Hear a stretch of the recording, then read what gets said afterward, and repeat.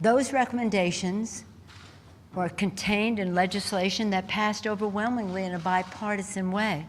In the Congress, our first bill, March 4th, was about testing, testing, testing. And yet, the administration has failed to embrace that. But I'm not here to talk about then. We're talking about now and how we go forward.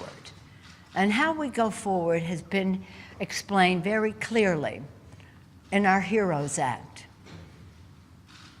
The provisions that were provided by the Energy and Commerce Committee under the leadership of Chairman Frank Pallone are a clear path to how we can help crush this virus, how we can stop its spread, how we can better open up our economy and our schools so that everyone can return to work and school safely. And I thank him for his leadership on that, and you will be hearing from him. First, we'll hear, though, from Jim Clyburn, the Democratic whip of the House of Representatives, also the chair of our Select Committee on the Coronavirus Crisis. And I salute him for the bright light that he is shining on how this, the path we are on is being conducted and how the resources we have allocated are meeting the test of what they set out to do.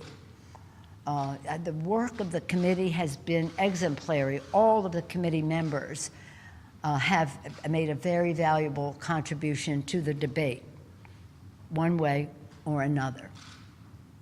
We're also joined by two members of the freshman class.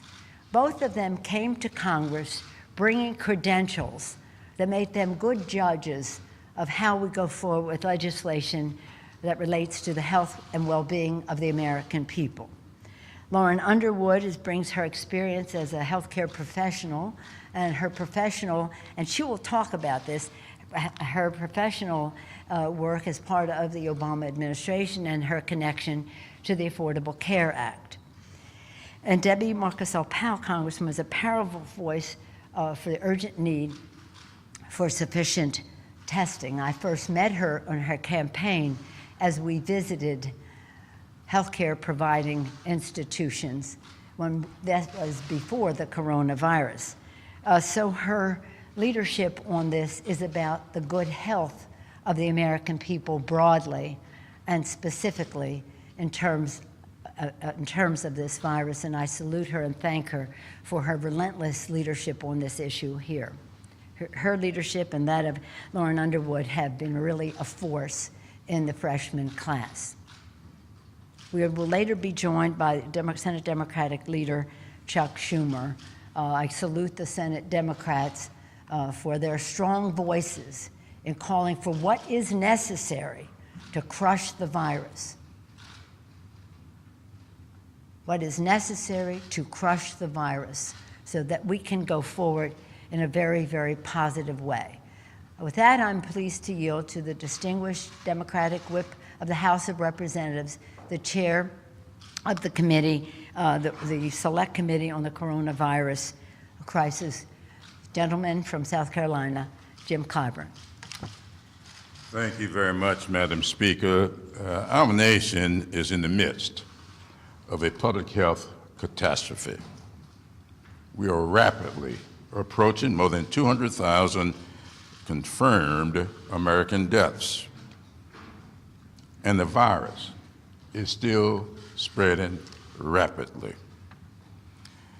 At the very first public briefing held by the Select Committee, public health experts, including two former FDA commissioners appointed by Republican presidents, discussed the importance of testing, tracing, and targeted containment.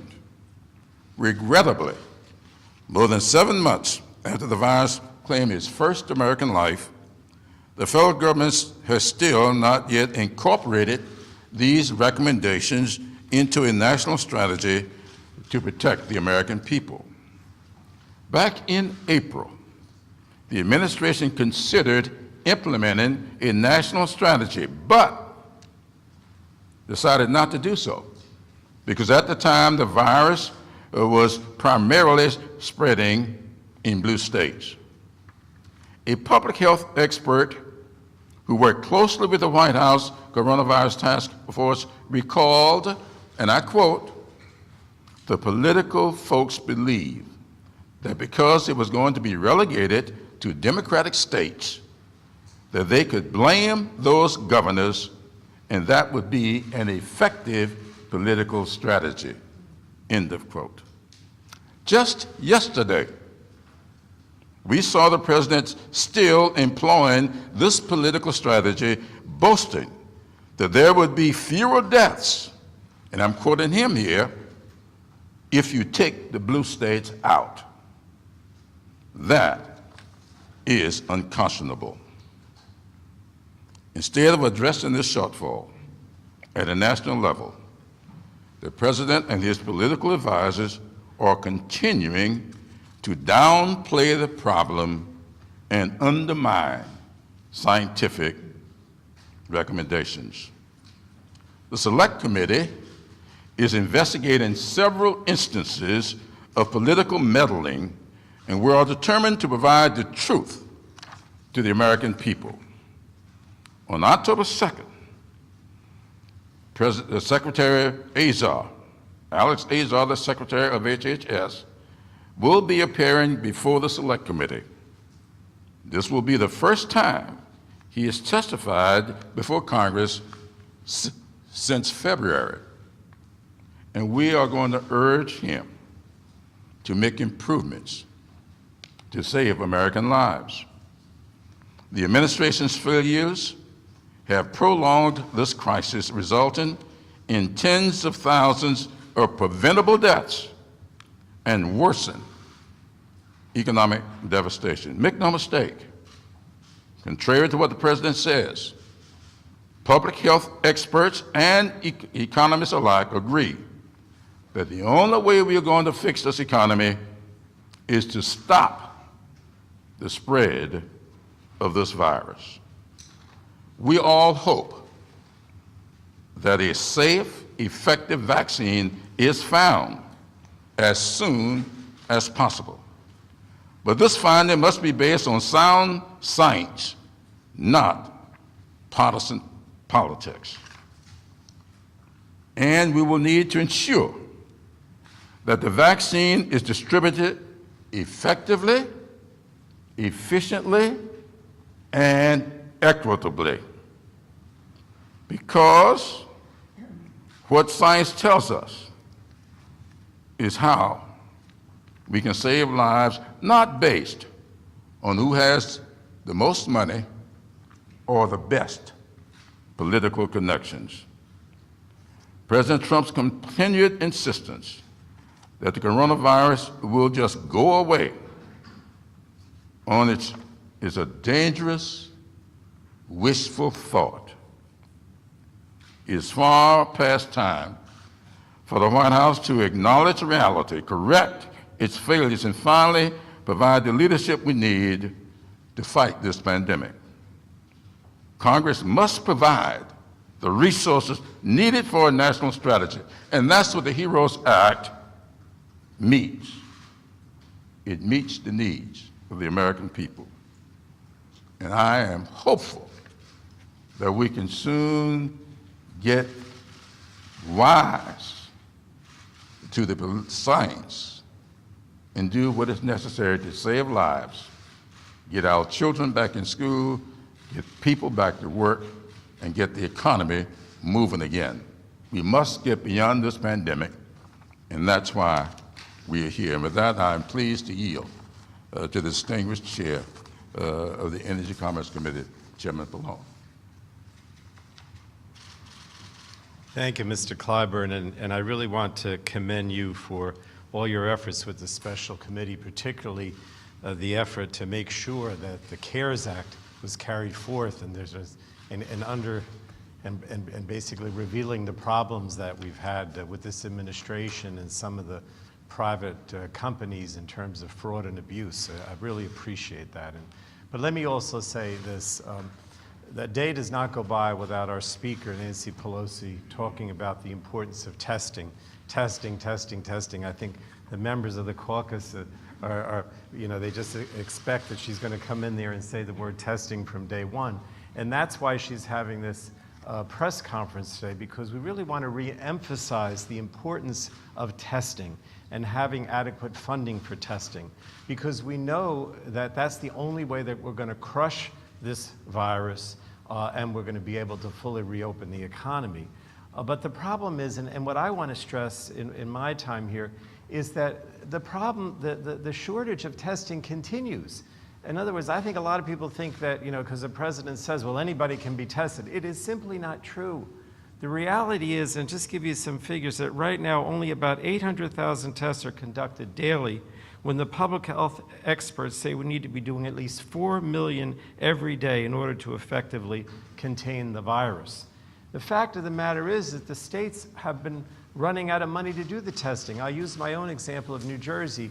We estimated when the CARES Act passed that we would need $1.2 billion to do the testing that was approved by the federal government for us to do.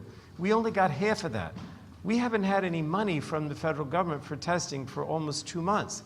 And you could talk to anybody from Texas, Sheila Jackson Lee has talked to me about this, so many others around the states that are simply not able to do the testing and also the contact tracing that goes along with it.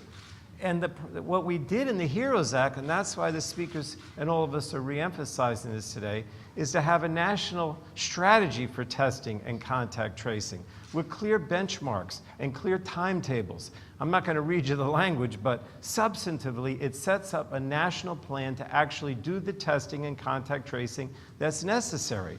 And when I talk about the contact tracing in this context, let me give you an example again from my home state. Our numbers had really gone down over the summer in terms of the people contracting or getting the virus. And then all of a sudden at the Jersey Shore, in my district, and at some other places, Rutgers football team parties with kids, the contact tracing showed that when the numbers started to go up a little again, that it came directly from those parties, and the governor was able to act and take enforcement action, so we didn't have a lot of those parties. It was the contact tracing of the people that got the virus that they went back and were able to find out what its source was. So this is how you crush the virus. You do the testing, you do the contact tracing, and then you can figure out exactly what needs to be done. But the problem is that that's not happening around the country right now, and also we have a very uneven playing field here, right? When the government was when the White House task force was basically around, and they said we were going to approve state plans for testing and contact tracing, they said a minimum of like 2%. Some states were even less than that. So some states are at 2%, some are at 6%, some have gone higher. It needs to be uniform. And also, we got to get the supplies out. The states are still not getting the supplies for this testing. They're running into shortages again. They're having problems with different types of testing. If you have a national plan as set forth in the HEROES Act and the money to go along with it, you'll be able to do this much more effectively. And we also need the money. In the HEROES Act, we have $75 billion for contact tracing and testing. In the skinny bill the other day, McConnell put forth only 16.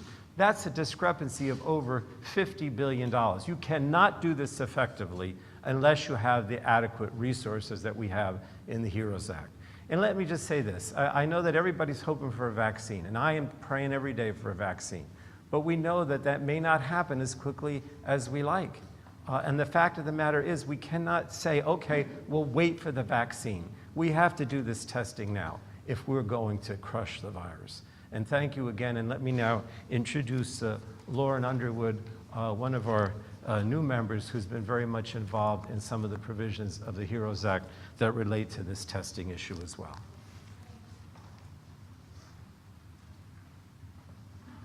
Well, thank you, Chairman Pallone. And Madam Speaker, thank you for bringing us together to underscore the urgency of the investments that we've made in the HEROES Act to expand access to COVID-19 diagnostic testing. As a proud registered nurse, I am steeped in a clinical profession marked not only by compassion, but also an unshakable commitment to science. Driven by my commitment and background to healthcare, I came to Congress to be a data-driven, evidence-based policymaker. And that background has never been more important than when COVID-19 began to spread across our country and around the world. Throughout this pandemic, we've seen the critical importance of trusting science, and we've seen the unacceptable cost of rejecting it. When House Democrats passed the HEROES Act 124 days ago, we made an investment guided by clear evidence. The best tool that we have to contain COVID-19 is a robust testing infrastructure that will allow us to identify where the virus is spreading and act swiftly to protect others from getting infected. And yet, while experts called for the United States to ramp up testing, President Trump admits he directed his team to, quote, slow the testing down.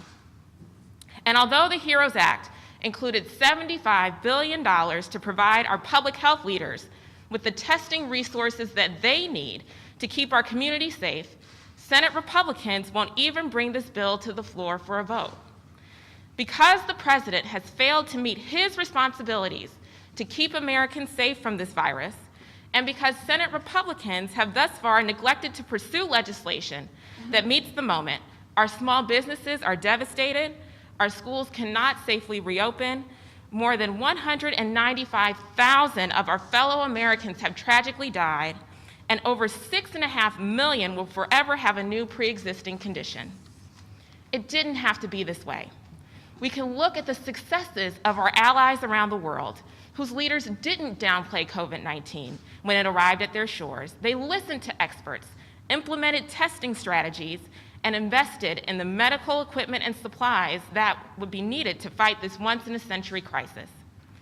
As we head into the fall and face the prospect that COVID-19 transmission will worsen, we must pass the HEROES Act and provide the funding for testing initiatives that will be necessary to save lives and protect our communities. America cannot afford another day of Republican inaction. Our communities need the HEROES Act now. Thank you, and it's my honor to introduce my colleague, Congresswoman Debbie Murkisell-Powell. Thank you, my dear friend. Thank you so much, Madam Speaker, for holding this press conference today. Let me say, Madam Speaker, you're absolutely correct. I've spent years working in healthcare and talking to top public health experts, epidemiologists, and I can say this. They are not political. They don't care about party affiliation. They spend their entire career studying infectious diseases and understanding how to crush down viruses like coronavirus. And I know that families across the country and also in my own district, Florida's 26th district, are frustrated. They're anxious. They're heartbroken because they've lost their loved ones. And now we've been dealing with this virus for 7 months. The administration's failed response to this pandemic has lost us now nearly 200,000 American lives. And it has plunged us into an economic recession worse than the Great Depression. And we know that we don't have to be where we are. We know how to get this done here in the House of Representatives. I wanted to take us back to the month of May. We asked Americans to make a sacrifice, to stay home, to keep their kids at home, trying to go through online learning. Our small businesses had to shut down because we knew we had to act swiftly.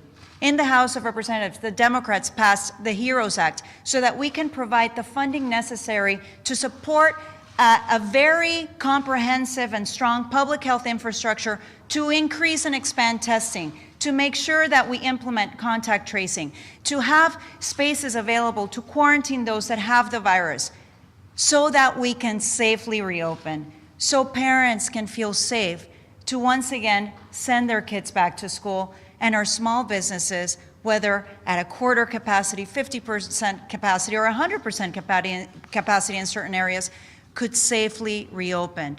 But unfortunately, the Senate and this administration have completely turned their backs on mothers and fathers, nuestros abuelos y nuestras abuelas, by not taking any action. And what has happened? This virus has spread, and our families and our children have paid the ultimate price. Take my home state of Florida.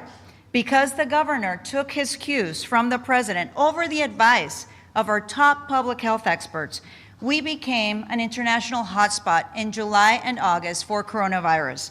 Floridians waited for hours to be tested and waited a week, sometimes even 2 weeks, to get the results of their tests. And now we have marked over 13,000 Floridians who have lost their lives.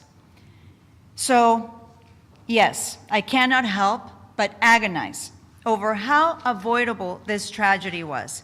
But we can't keep wishing that the virus doesn't exist and not take any action. We know what we need to do to be able to crush the spread of coronavirus and get people back to work and make sure that parents feel safe to send their kids back to school. All of these answers lie in the HEROES Act, which provides us with the tools needed to act aggressively and comprehensively in this moment. It gives us $75 billion for the testing capability that health experts have recommended for months. With the HEROES Act, we know we can contain the virus, reopen our schools and business safely, and regain the trust of Americans across the country and those that want to once again visit our beautiful state of Florida so that we can get back America on track. Inaction is irresponsible, short-sighted, and disrespectful to American families, our small businesses, and most importantly, our children. What we need right now is to pass the HEROES Act, and we need that now. Thank you. Thank you very much, my colleagues, for your very informed statements and idealistic approach to how we protect all Americans. When you talk about the administration ignoring the facts and the Senate, that means the Republicans in the Senate. We're very proud of the leadership of Leader Schumer, as I mentioned earlier, proud of all the Senate Democrats for recognizing the need for us to base our decisions on science, science, science, and that means testing, tracing, treatment, mask wearing, separation, ventilation, you name it.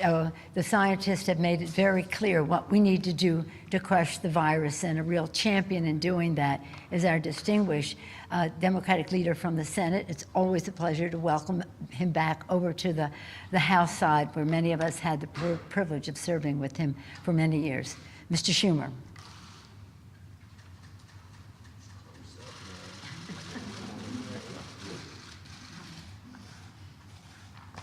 Thank you. Thank you, Speaker Pelosi. It's always a joy to hear you and all the things you say and put it so well.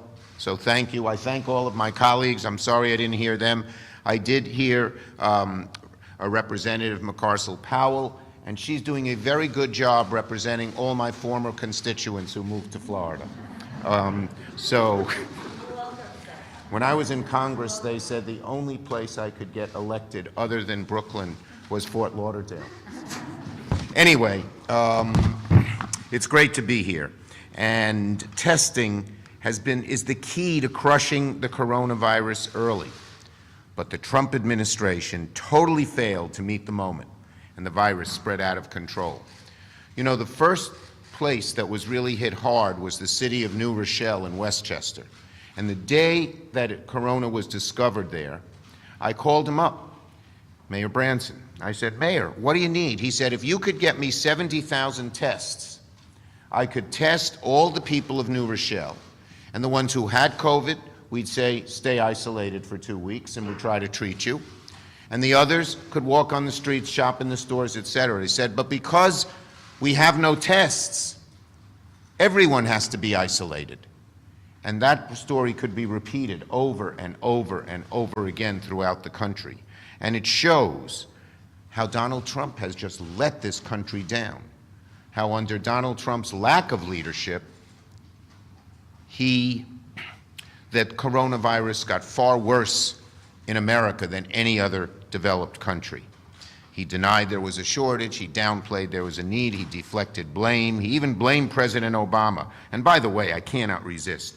His remarks yesterday were outrageous, that if you count only If you don't count the people who died in the blue states, COVID wouldn't be so bad. Is that unbelievable? What does he say to someone, these governors? So someone in California or New York, you don't have a Democrat, or New Jersey or Illinois who passed away, what does he say to their families? You don't count. We're only counting people in the red states. What a despicable man. How low can he go? Ugh. I gave a speech on the floor where I was very, very aggravated about what he said. So testing is key. We Democrats have been urging testing for such a long time.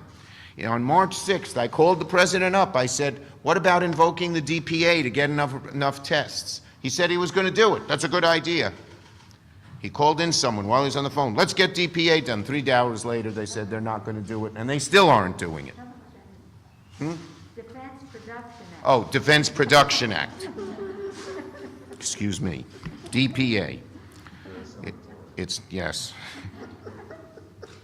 Thank you, Mr. Clyburn.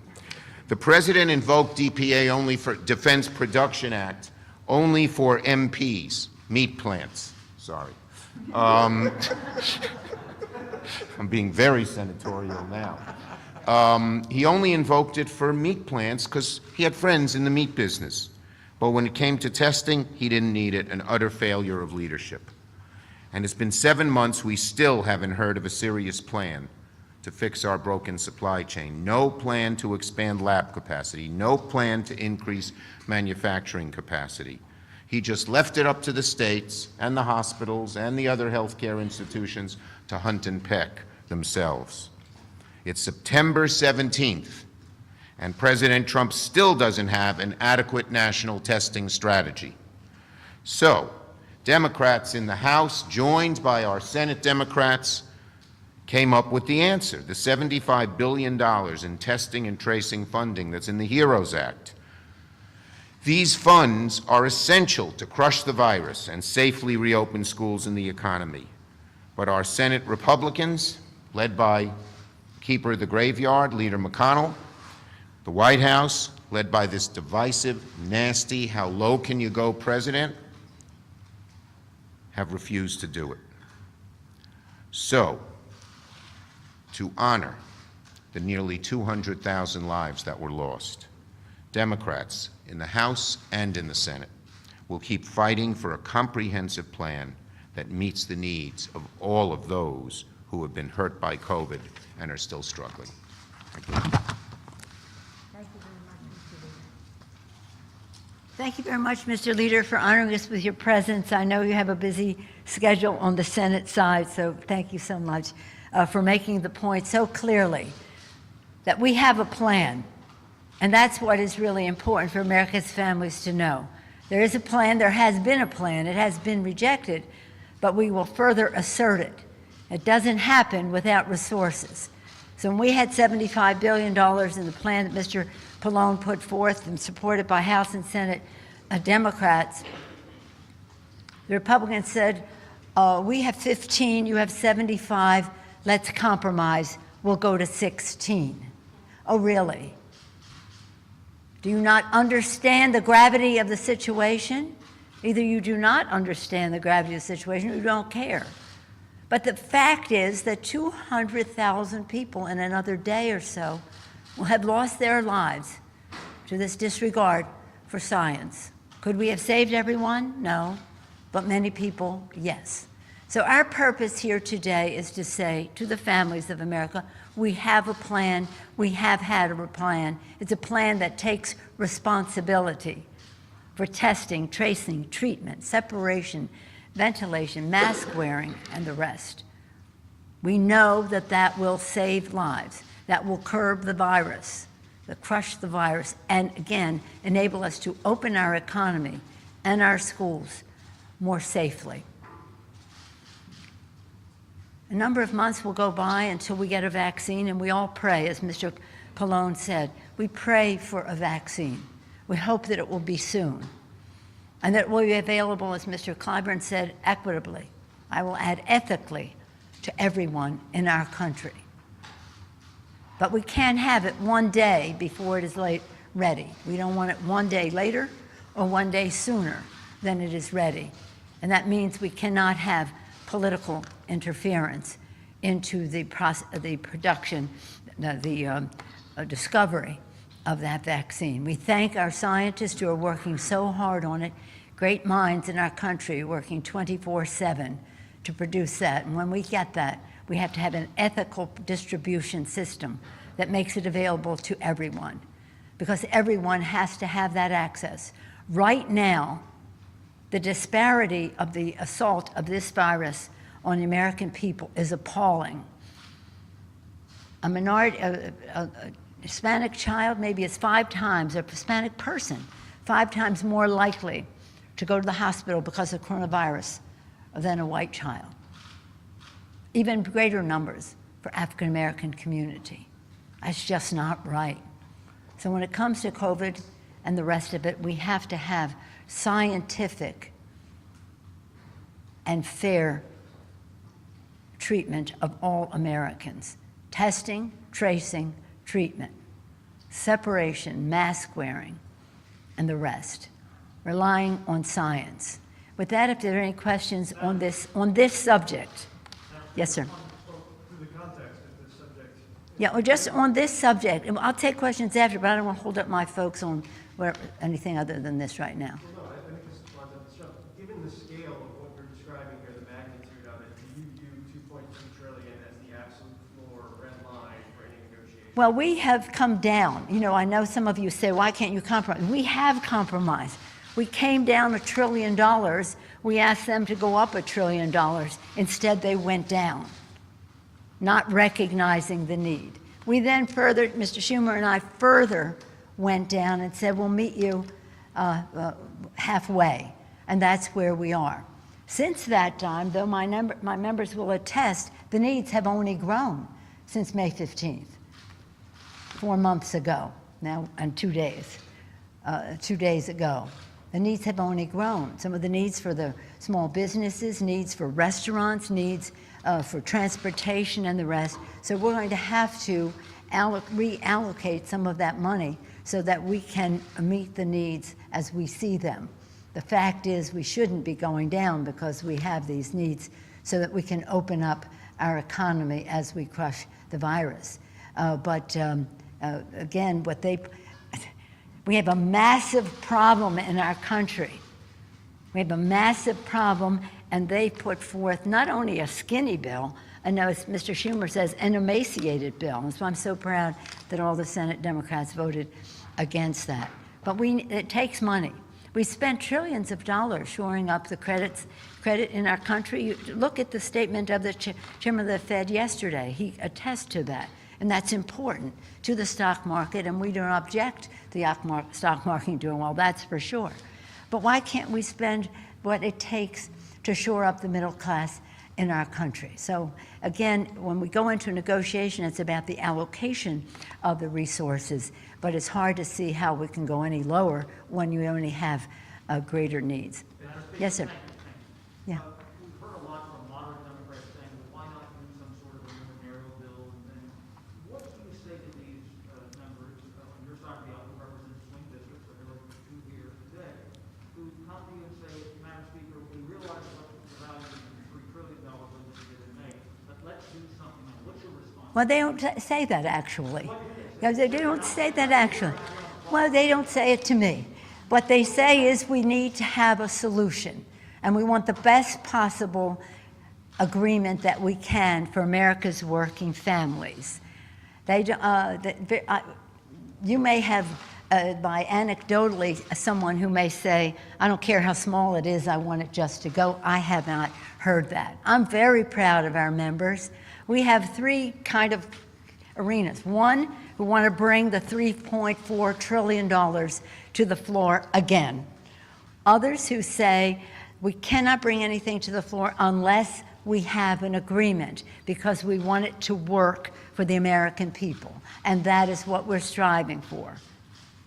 Others will say, let's just put our own proposal on the floor. Yeah, so you hear different things, but the fact is we want to have an agreement, and we will stay until we have an agreement. And why don't you go ask the Republicans why they don't want to feed the 14 million hungry children in America who are food insecure, or maybe address the needs of the millions of American families who are on the verge of eviction, or why they have a disdain for state and local government, which are our heroes, healthcare workers, teachers, first responders, police and fire, transportation, sanitation, food workers. We could not function as a country without the work that they do.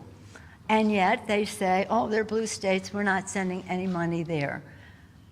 Disdain for state and local government, which the Fed says is very important to our economy. Contempt for science. But we're not here to go there. We are here to say we can stop this, and we have a plan to do it. So let's just do the plan, exactly the plan that scientists and academics are putting forth. Testing, tracing, treatment, separation, ventilation, mask wearing, washing your hands. Well, that's the sanitation part. Let's just do what we know needs to be done without contempt for science and with respect for every person in our country. I'm very excited about the dynamism in my caucus, so that you know. It's a vitality that I thrive on. So again, we're in a good place, don't you think, Mr. Clyburn? Absolutely, absolutely. Any of you want to respond to that? Clyburn? Go ahead. Clyburn? Oh, whoever. You know, I think that we politicize every single issue here in Washington, D.C., and I can tell you something, that this plan is based, like the Speaker said, on science, and don't underestimate the unity of our caucus. We know what we need to do. That's why we passed HEROES in May. We're having discussions on what other bills, if any, in addition to HEROES, need to be addressed or studied, but don't underestimate the fact that we all want the same thing, which is to support parents that are trying to send their kids back to school.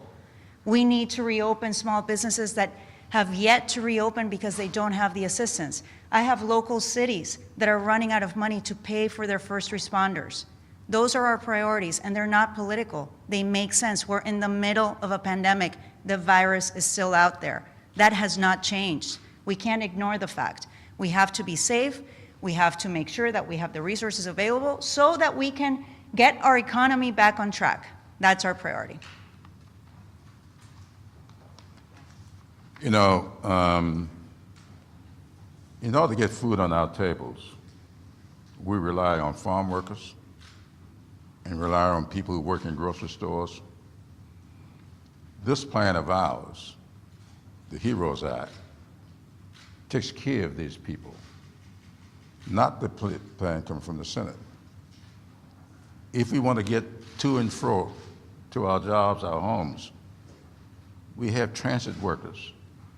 We've had them before our committee testifying as to how little regard is given to their safety. One of the most nationally acclaimed stories came from a transit worker who yelled at someone for coughing without a mask on, and he was dead 3 days later from the virus.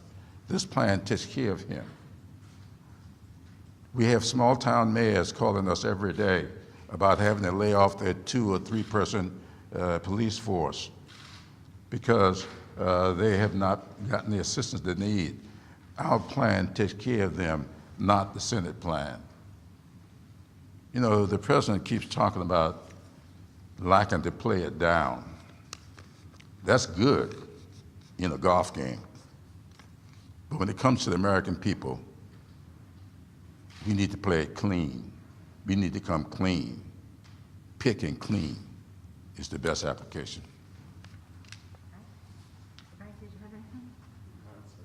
Thank you again, Mr. Pallone, for his extraordinary leadership on this subject.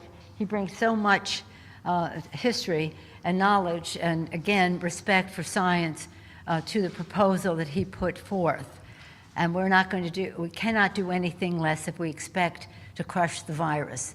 We would call upon our Republican colleagues to stop crushing the Affordable Care Act instead in court and here and elsewhere.